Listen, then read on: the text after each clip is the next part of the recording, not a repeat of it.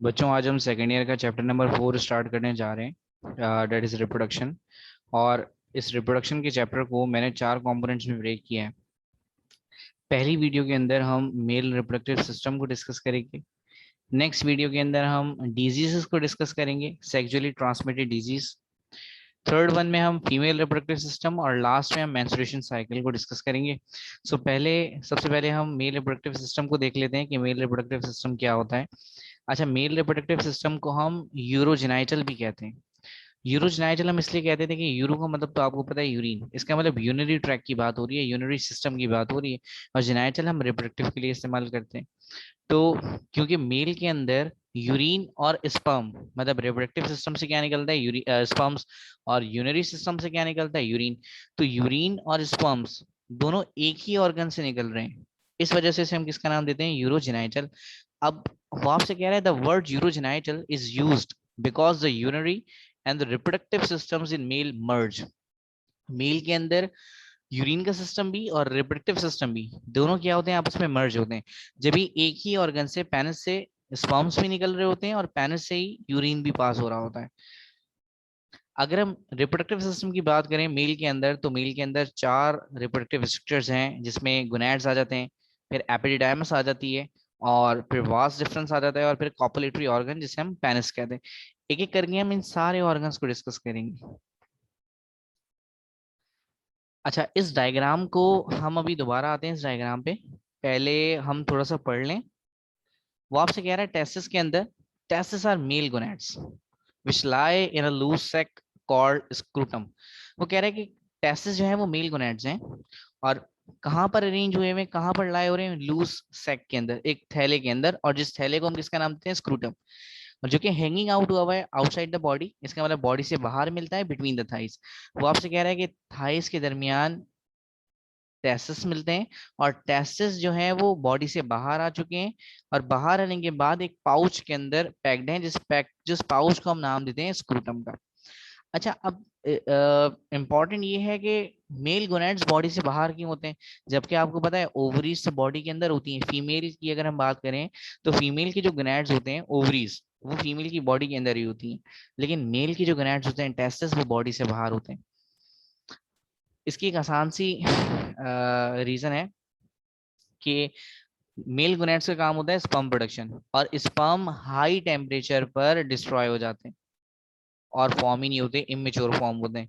तो अगर testis body के अंदर होते, तो क्या होता है कि टेम्परेचर हाई होता है, और हाई टेम्परेचर की वजह से स्पर्म जो है वो प्रोड्यूस नहीं हो पाते, और अगर प्रोड्यूस हो जाते तो वो डिस्ट्रॉय हो जाते हैं। जब टेस्टिस हमारी बॉडी में बनते हैं, इसका मतलब जब हम अपनी मदर के पास होते हैं एम्ब्रियोनिक स्टेज के अंदर, तो टेस्टिस बॉडी के अंदर ही होते हैं, लेकिन हमारे पैदा होने से पहले टेस्टिस बॉडी के बाहर आ जाते हैं। फिर वो आपसे कह रहा है कि development of sperm outside the body provides optimum temperature for their development. तो इस पॉइंट को तो हम ऑलरेडी डिस्कस कर चुके हैं कि टेस्टिस अगर बॉडी से बाहर थे, तो वो स्पर्म की ऑप्टिमम टेम्परेचर की वजह से बाहर है, क्योंकि बॉडी से बाहर का टेम्परेचर कम होता है और बॉडी के अंदर का टेम्परेचर ज्यादा होता है। 1 डिग्री सेंटीग्रेड बॉडी का टेम्परेचर ज्यादा होता है रूम टेम्परेचर से। फिर वो आपसे कह रहा है टेस्टिस ऑल्सो प्रोड्यूस टेस्टोस्टेरोन। ओहो, टेस्टिस टेस्टोस्टेरोन को भी प्रोड्यूस कर रहा है, जिसका काम है सेकेंडरी सेक्सुअल कैरेक्टर्स को डेवलप करना। अब टेस्टिस स्पर्म को भी रिलीज कर रहा है, और स्पर्म जो है वो डक के थ्रू मूव करते हैं, इस वजह से टेस्टिस एक एक्सोक्राइन पार्ट है। लेकिन टेस्टिस तो टेस्टोस्टेरोन को भी रिलीज कर रहा है, और टेस्टोस्टेरोन एक हार्मोन है, और हार्मोन विदाउट डक निकलता है। क्योंकि विदाउट डक निकल रहा है, इसलिए हम टेस्टिस को एंडोक्राइन भी कह सकते हैं। तो बेटा टेस्टिस स्पर्म रिलीज कर रहा है विद डक्ट, तो आप इसे क्या बोलेंगे, टेस्टिस एक एक्सोक्राइन पार्ट है, और टेस्टिस टेस्टोस्टेरोन को रिलीज कर रहा है, जो कि एक हार्मोन है, बगैर डक्ट के रिलीज होता है, इसलिए एंडोक्राइन है। तो टेस्टिस एंडोक्राइन और एक्सोक्राइन दोनों के तौर पे बिहेव करता है। फिर वो कह रहा है the testis are surrounded with coil tubules. अगर हम स्क्रूटम की बात करें उस पाउच की, तो उस पाउच के अंदर टेस्टिस है, और उस टेस्टिस के अंदर बहुत सारे ट्यूब्स हैं, जिन्हें हम सेमिनिफेरस ट्यूब्यूल्स कहते हैं। ऑलमोस्ट तकरीबन टेस्टिस जो है वो 500 सेमिनिफेरस ट्यूब्यूल्स से पैक्ड हुए हैं, उसके अंदर मतलब उसके अंदर 500 सेमिनिफेरस ट्यूब्यूल्स हैं। और एक स्पर्म की अगर मैं बात करूं, तो एक दिन की अगर मैं बात करूं, तो स्पर्म जो है वो कितने रिलीज होते हैं एक दिन के अंदर, 30 मिलियन। 30 मिलियन एक बहुत लार्ज वैल्यू है। अब हम थोड़ा सा डायग्राम पे आते हैं। देखिए डायग्राम के अंदर ये जो आपको पाउच नजर आ रहा है ब्लू कलर से, ये पाउच स्क्रूटम है और इस स्क्रूटम के अंदर टेस्टिस है। और इसको अगर मैं खोल के दिखाऊं, ये देखें, तो टेस्टिस के अंदर आपको बारीक बारीक ट्यूब्स नजर आ रही हैं। इन्हें हम किसका नाम देते हैं? इन्हें हम सेमिनिफेरस ट्यूब्यूल्स का नाम देते हैं। यहीं से ही स्पर्म्स निकलते हैं और यहीं से ही टेस्टोस्टेरोन निकलता है। इसका मतलब सेमिनिफेरस ट्यूब्यूल्स का काम है sperm production plus testosterone production. अच्छा, अब होता क्या है, थोड़ा सा आगे चलें। ये टेस्टिस के अंदर स्पर्म तो बन गए, अब ये स्टोर भी होंगे। तो ये एक स्ट्रक्चर है जो कि आपको कॉइल नजर आ रहा है। टेस्टिस से बाहर एक ट्यूब नजर आ रही है, दैट इज एपिडिडाइमस। अभी हम डिस्कस करते हैं वहां पर भी। सो एपिडिडाइमस के अंदर ये टेम्परली स्टोर होते हैं और टेम्परली स्टोर होने के बाद ये रिलीज भी होंगे जब इनको नीड होगी। तो ये रिलीज तो यूरेथ्रा से होते हैं। यूरेथ्रा, ये अंदर लाइन नजर आ रही है आपको, एक पाइप नजर आ रहा है, यूरेथ्रा से पास होते हैं। लेकिन देखें, यूरेथ्रा तो बहुत दूर है इससे, ये एक ट्यूब से घूमते हुए आएंगे और जिस ट्यूब से ही घूमते हुए आते हैं इसे हम कहते हैं वास्ट डिफरेंस। अब मैं आपके लिए थोड़ा सा दोबारा से रिपीट करता हूँ। मैंने आपसे कहा कि टेस्टिस के अंदर सेमिनिफेरस ट्यूब्यूल्स है और वो सेमिनिफेरस ट्यूब्यूल्स स्पर्म्स को रिलीज करती हैं। वो स्पर्म जाके स्टोर हो जाते हैं एपिडिडाइमस के अंदर। अब जब स्पर्म ने बॉडी से बाहर आना है तो स्पर्म जो है वो एपिडिडाइमस से फैस्ट डिफरेंस के थ्रू पास होते हुए यूरेथ्रा में आते हैं और यूरेथ्रा से बाहर और यूरेथ्रा से बाहर। अब हम आगे चलते हैं। तो टेस्टिस को हम तो ऑलरेडी डिस्कस कर चुके हैं। अब आ जाइए, देखें, हमने यहाँ पर एक और बात पढ़ी कि टेस्टिस जो है वो टेस्टोस्टेरोन को भी रिलीज कर रहे हैं और टेस्टोस्टेरोन का काम क्या है? सेकेंडरी सेक्सुअल कैरेक्टर्स को डेवलप करना। अब मल्टीपल मल्टीपल इफेक्ट्स हैं, कुछ आपको पहले से ही पता होंगे ऑलरेडी। अच्छा, ब्रेन पे अगर हम टेस्टोस्टेरोन का इफेक्ट देखें तो ब्रेन के ऊपर ये क्या इफेक्ट देता है कि ये सेक्सुअल ड्राइव करवाता है।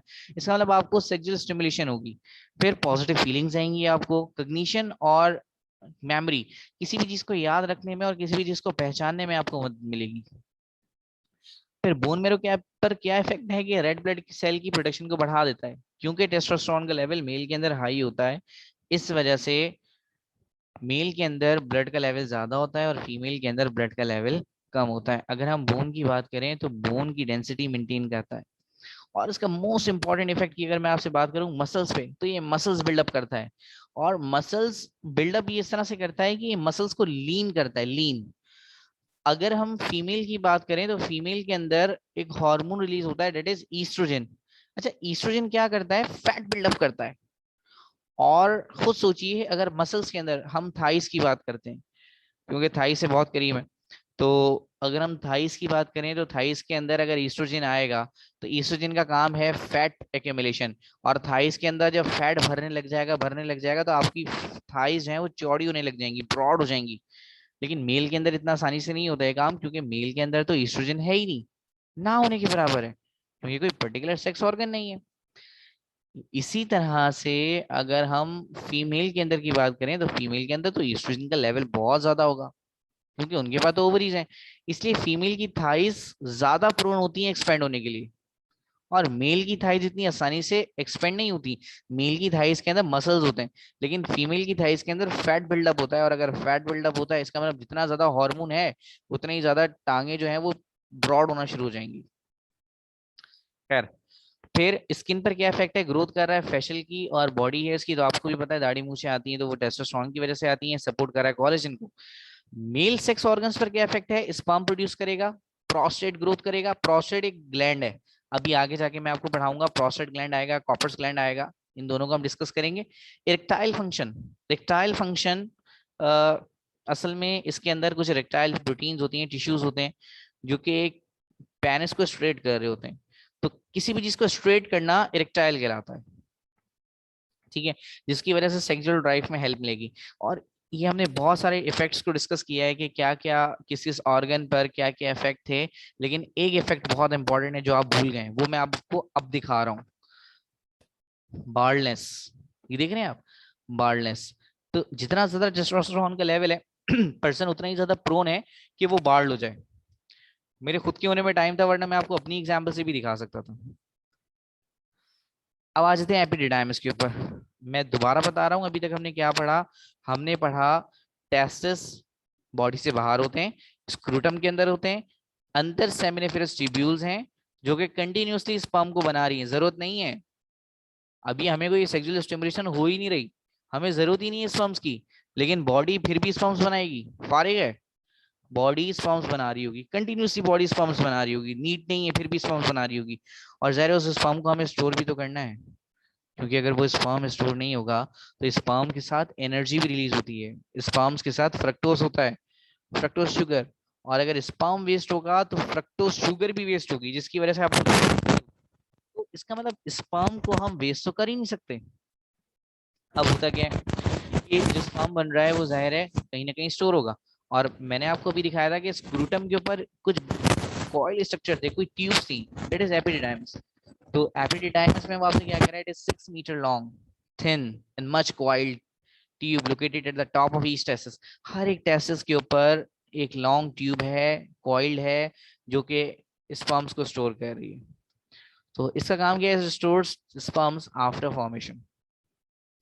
अच्छा, अब इसकी एक और एडवांटेज है, बॉडी को अगर ऐसा लगा कि बॉडी ने स्पर्म्स रिलीज करने, अब बॉडी इंतजार करेगी कि भाई 10-12 घंटे लगेंगे स्पर्म्स को बनाने में, तो स्पर्म्स बन रहे हैं बन रहे हैं बन रहे हैं बन रहे हैं बन रहे हैं, आप जब तक वेट थोड़ी करेंगे, इसका मतलब आपको तो तैयार होना चाहिए।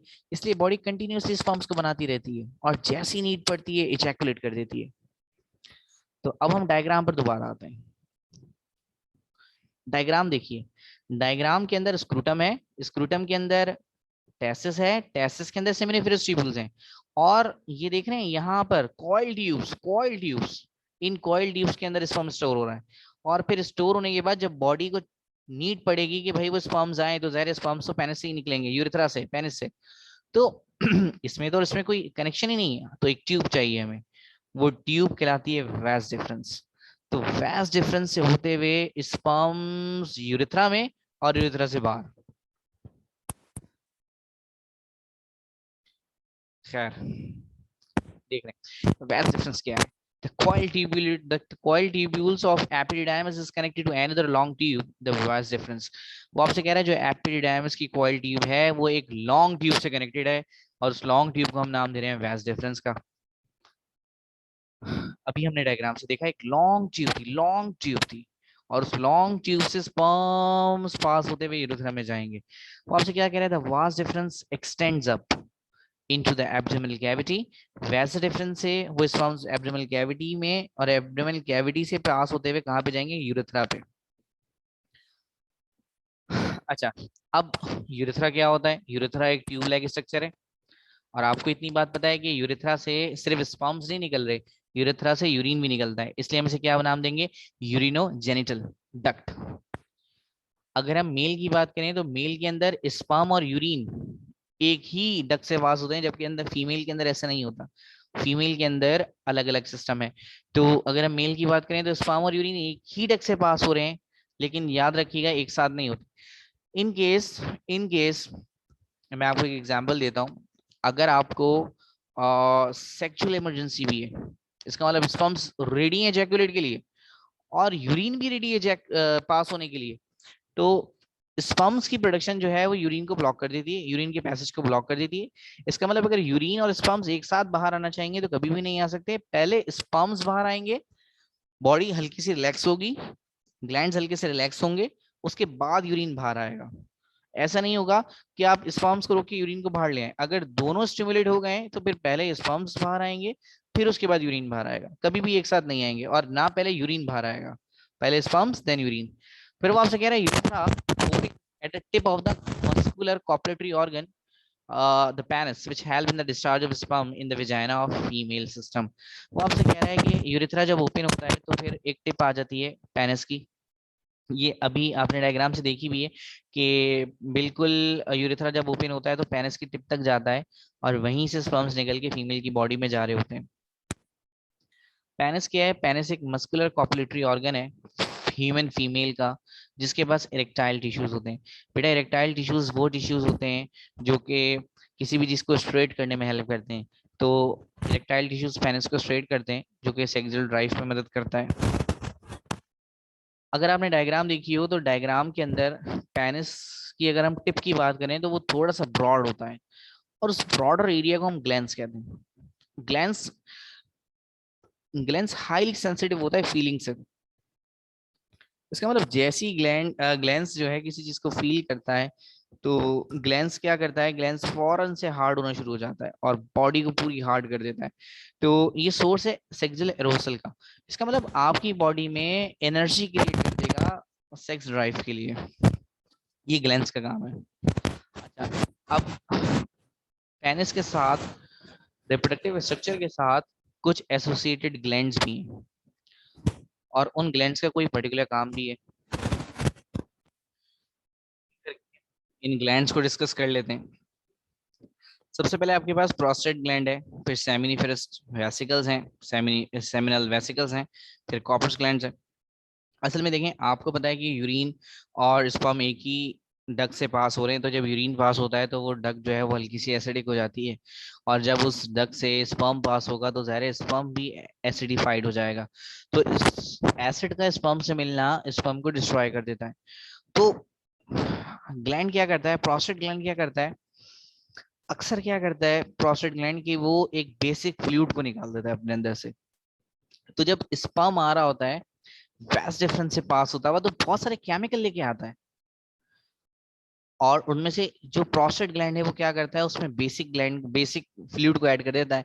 और इस बेसिक फ्लूइड से क्या होता है, वो जो एसिडिटी थी, मतलब एसिड कंटेंट था यूरिन का, उसे न्यूट्रलाइज कर देता है। जैसे ही वो न्यूट्रलाइज करता है तो फिर वो स्पर्म जो है वो हेल्दी रहते हैं, और स्पर्म जो है वो डिस्ट्रॉय नहीं होते। फिर हमारे पास आ जाते हैं सेमिनल वेसिकल्स। अच्छा, सेमिनल वेसिकल्स में क्या रिलीज होगा, सेमिनल वेसिकल रिलीज करेंगे म्यूकस को, अमीनो एसिड्स को और सम शुगर्स को। याद रखिएगा, सबसे इंपॉर्टेंट शुगर फ्रक्टोज है। अगर फ्रक्टोज नहीं है बॉडी के अंदर, फ्रक्टोज नहीं है, तो बॉडी स्पर्म्स को मूव नहीं करवा सकती अपने डिजायर लेवल पर। अच्छा, इसके साथ साथ वो रिलीज कर रहे हैं फिब्रिनोजिन। याद रखिएगा, अगर किसी के भी आखिर में ईएन लिखा हुआ है तो वो इनएक्टिव है, जैसे ट्रिप्सिनोजिन। तो ट्रिप्सिनोजिन इनएक्टिव होता है, ट्रिप्सिन एक्टिव होता है, पेप्सिनोजिन इनएक्टिव है, पैप्सिन एक्टिव है।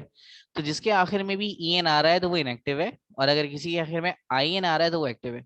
अब इंपॉर्टेंट क्या है कि यहाँ पर इनएक्टिव प्रोटीन क्यों रिलीज हो रही है। देखिए, फिब्रिनोजिन अगर एक्टिव होता तो क्या होता कि अभी स्पर्म बॉडी से निकले ही नहीं है, और ये क्या करता। देखिए, आपने मेरी बात बहुत गौर से सुननी है, और आपको इसको रिवाइंड करके भी देखना पड़ेगा। आपने क्या करना है, देखें, जब स्पर्म्स बन जाएंगे और स्पर्म्स बनने के साथ ही फिब्रिन अगर एक्टिव हो गई, तो क्या होगा, फिब्रिन का काम है जेल फॉर्म करना। तो आपके स्पर्म्स के आसपास जेल बन जाएगा, और जब जेल बन जाएगा तो वो क्लॉट हो जाएगा, और क्लॉट डक से पास ही नहीं हो पाएगा। इसका मतलब स्पर्म्स पास ही नहीं हो पाएंगे जब वो जेल बन जाएंगे। तो होता क्या है कि आपकी बॉडी में फिब्रिनोजिन रिलीज हो जाता है, और जैसी स्पर्म्स बॉडी से बाहर आने लगते हैं, तो फिब्रिनोजिन फिब्रिन में कन्वर्ट हो जाता है, मतलब फिब्रिनोजिन क्या हो जाता है, एक्टिव हो जाता है, और फिर वो जेल बनता है, ताकि वो बाहर आकर जेल बनाए। वरना क्या होता है कि अगर वो बगैर बाहर आए जेल बनाएगा, तो अंदर ही जेल बना लेगा, तो अंदर क्लॉट हो जाएगा। जब वो क्लॉट हो जाएगा तो वो नालियों से बाहर ही नहीं आ पाएगा स्पर्म्स। तो ये जेल क्या करेगा, उस स्पर्म्स को प्रोटेक्ट करेगा। फिर उसके बाद लिखा हुआ है कॉपर्स ग्लैंड। ये क्या कर रहा है, ये लुब्रिकेटिंग फ्लूइड है, जो कि क्लींजिंग एक्शन प्रोवाइड करेगा और डिस्चार्ज करेगा सीमेन को यूरेथ्रा से। अब देखें, आपको पता है नालियों में से स्पर्म से निकलना है, तो ये क्या करेगा, उसे स्लिप करेगा। वो स्लिप कर करके उसे आगे फेंकता रहेगा, तो लुब्रिकेट कर रहा है। अच्छा, एक तो ये काम है। दूसरी बात ये है कि एक्चुअल होता क्या है कि जो स्पर्म्स हैं वो फीमेल की बॉडी में जाने, और क्योंकि बॉडी अगर लुब्रिकेट नहीं होगी तो हाईली फ्रिक्शन अप्लाई होगी, और उस फ्रिक्शन की वजह से मे बी टिश्यूज जो हैं वो रप्चर हो सकते हैं। भाई, अगर सेक्सुअल ड्राइव है, और सेक्सुअल ड्राइव के अंदर अगर विदाउट लुब्रिकेशन अगर स्किन मूव कर रही हैं, तो स्किन जब स्किन से मूव करेगी तो ज़ाहिर है स्किन रप्चर हो सकती है। तो यहाँ पर एक और केमिकल रिलीज होता है जिसे हम लुब्रिकेटिंग फ्लूइड कहते हैं। वो लुब्रिकेटिंग फ्लूइड क्या करता है, स्किन को चिकना कर देता है। उस चिकने स्किन की वजह से जो है वो इजीली स्पर्म्स जो है वो पास हो रहे होते हैं। तो अब आपने याद क्या रखना है कि जब भी स्पर्म्स प्रोड्यूस हो जाएंगे और नीड पर सिर्फ स्पर्म्स अगर अकेले जाएंगे तो वो कुछ भी नहीं कर सकते। स्पर्म्स को बहुत सारी चीजें चाहिए। स्पर्म्स को क्या क्या चाहिए, स्पर्म्स को एनर्जी चाहिए जो कि फ्रक्टोज देगा, स्पर्म्स को अमीनो एसिड्स चाहिए, स्पर्म्स को जेल चाहिए ताकि प्रोटेक्शन मिल सके, वो फिब्रिनोजिन देगा। उसको न्यूट्रल मीडियम चाहिए जो कि बेसिक देगा, क्योंकि जब वो यूरिन से पास हो रहे होंगे, यूरिनरी ड्रैग से पास हो रहे होंगे, तो एसिड होके पास होंगे, तो बेसिक मीडियम चाहिए न्यूट्रलाइज होने के लिए, साथ में लुब्रिकेशन फ्लूइड चाहिए। तो स्पर्म्स के अंदर जब ये सारी चीजें ऐड हो जाती हैं तो फिर वो अब स्पर्म नहीं कहलाता सिर्फ, उसे हम कहते हैं सेमिनल फ्लूइड, या तो हम उसे सेमिनल फ्लूइड कहते हैं, या फिर हम उसे कहते हैं सीमेन। याद रखिएगा सीमेन और स्पर्म में क्या फर्क है। स्पर्म सिर्फ मेल सेल्स हैं, जबकि सीमेन के अंदर मेल सेल्स भी हैं और ये सारे एडिशनल कंपोनेंट्स भी हैं। अब हम थोड़ा सा स्पर्म को भी डिस्कस कर लेंगे थे कि स्पर्म्स का स्ट्रक्चर किस तरह से होता है। अच्छा, एक बात आप और याद रख लीजिएगा कि सबसे स्मॉलेस्ट सेल की अगर हम बात करें ह्यूमन बॉडी की, तो सबसे स्मॉलेस्ट सेल जो है वो स्पर्म है, और अगर हम सबसे लार्जेस्ट सेल की बात करें तो सबसे लार्जेस्ट सेल जो है वो एग है। अगर ये डायग्राम आपको नजर आ रही है तो यहाँ पर आपको स्पर्म्स नजर आ रहे हैं, और इस स्पर्म्स के पास आपको एक टेल नजर आ रही है, हेड है। मैं यहाँ पर कर्सर से आपको दिखाता हूँ, ये देखें हेड है। इस हेड को हम कहते हैं एक्रोमेयर। ये सब बातें आपने याद करनी है। और यहाँ पर मैं आपको एक बहुत ही अच्छा कॉन्सेप्ट देने जा रहा हूँ, जो जिसको मैं रीजन भी दूंगा कि ऐसा क्यों है। ये हेड है जिसे हम एक्रोमेयर कह रहे हैं, और एक्रोमेयर के साथ देख रहे हैं एक टेल है। ये टेल, ये टेल रिस्पॉन्सिबल है स्पर्म्स को मूव कराने के लिए। याद रखिएगा कि जब भी बॉडी के अंदर स्पर्म्स बनते हैं तो स्पर्म्स इमेच्योर फॉर्म में बनते हैं। इमेच्योर का मतलब वो मेच्योर नहीं होते, वो कुछ नहीं कर सकते। स्पर्म्स इमेच्योर फॉर्म में बन रहे हैं, और at the time of ejaculation जैसे ही वो रिलीज होते हैं बॉडी से तो वो मेच्योर हो जाते हैं। अब रीजन ये है कि बॉडी के अंदर वो इमेच्योर फॉर्म में बन रहे हैं। मेच्योर क्यों नहीं हो रहे बॉडी के अंदर? तो याद रखिएगा, अगर स्पर्म मेच्योर हो जाएगा तो उसकी टेल आ जाएगी। जब स्पर्म्स के साथ देखें हेड तो बन गया है, और हेड के साथ जब टेल आ जाएगी तो स्पर्म मेच्योर हो गया, स्पर्म कंप्लीट हो गया। लेकिन टेल की वजह से होगा कि टेल कंटिन्यूअसली मूव करती है, और जब स्पर्म की टेल कंटिन्यूअसली मूव करेगी तो सारा का सारा फ्रक्टोज तो वहीं पे ही जाया हो जाएगा, एनर्जी तो वहीं जाया हो जाएगी। और जब ये फीमेल की बॉडी में जाएगा तो इसके बाद तो फ्रक्टोज एनर्जी बचेगी नहीं, और जब फ्रक्टोज एनर्जी बचेगी नहीं तो फीमेल की बॉडी में ये मूव ही नहीं कर सकता, थक जाएगा बेचारा, थका हुआ होगा पहले से ही। और जब ये थका हुआ होगा तो इस एग तक जा ही नहीं सकता। इसका मतलब कि स्पर्म्स बॉडी में इनएक्टिव फॉर्म में बनते हैं, और इनएक्टिव ही रहते हैं जब तक वो रिलीज ना हो जाएं। जैसे ही वो रिलीज होने लगते हैं बॉडी टेल फॉर्म करती है, उसके बाद स्पर्म रिलीज होते हैं। अब बेतहाशा स्पर्म्स निकलते हैं एक ही टाइम में, बेतहाशा स्पर्म्स निकलते हैं। कुछ ऐसे होते हैं जो कि किसी अलग डायरेक्शन में निकल जाते हैं फीमेल में जाने के बाद। कुछ ऐसे होते हैं जो कि आपस में ही लड़ जाते हैं। मैं दिखाता हूँ आपको डायग्राम। देखें, कुछ आपस में ही इधर उधर से टकरा गए, आपस में टकराने के बाद एक क्लस्टर बना लिया, गुच्छा बना लिया, और वो इतना डेंस हो जाता है, इतना भारी हो जाता है कि बेचारा नीचे गिर जाता है। तो लड़ते रहते हैं आपस में पागलों की तरह। कुछ हैं जो समझदार होते हैं, किसी अलग ही रास्ते से जाते हैं, और वो अपनी डेस्टिनी पे पहुंच जाते हैं, और फिर जाके वहां पर प्रपोज करते हैं, तो फिर वहां पर एक बेबी बन जाता है। खैर, तो देख रहे हैं आप मल्टीपल स्पर्म्स हैं, और मल्टीपल स्पर्म से सिर्फ एक ही स्पर्म है जो कि इसके अंदर एंटर हो पा रहा है। अच्छा, इंपॉर्टेंट ये है कि एक स्पर्म जब एंटर हो जाएगा तो दूसरा स्पर्म एंटर क्यों नहीं हो रहा? जैसे ही एक स्पर्म एंटर होता है तो सबसे पहले क्या होता है, उस स्पर्म की टेल गायब हो जाती है। टेल गायब होने के बाद वो एग से रिएक्शन करने के बाद सबसे पहले स्पर्म उस सेल के मेम्ब्रेन को चेंज करता है, और मेम्ब्रेन को इम्परमिएबल कर देता है। और मेम्ब्रेन की जब कॉम्पोजिशन चेंज हो जाती है, मेम्ब्रेन की टाइप चेंज हो जाती है, स्ट्रक्चर चेंज हो जाता है, तो मेम्ब्रेन अब हार्ड हो जाती है, और इस हार्ड मेम्ब्रेन में से कोई भी स्पर्म पास नहीं हो पाता। मैं दोबारा बता रहा हूँ, स्पर्म जब पहला स्पर्म एंटर हो जाता है तो इस सेल मेम्ब्रेन का स्ट्रक्चर चेंज होता है, और सेल मेम्ब्रेन के स्ट्रक्चर के अंदर जब चेंजेस आती हैं तो ये हार्ड हो जाती है, और हार्ड होने के बाद फिर कोई भी स्पर्म इसके अंदर इजीली इंटर नहीं हो पाता। फिलहाल इस वीडियो को हम यहाँ तक एंड कर रहे हैं। अगली वीडियो के अंदर हम सेक्सुअल ट्रांसमिटेड डिजीज को डिस्कस करेंगे। फिलहाल अल्लाह हाफिज, टेक केयर। अगर आपको कोई क्वेश्चन है तो आप मुझसे पूछ सकते हैं, मैं जैसे ही फ्री हो जाऊंगा तो मैं आपको आंसर कर दूंगा।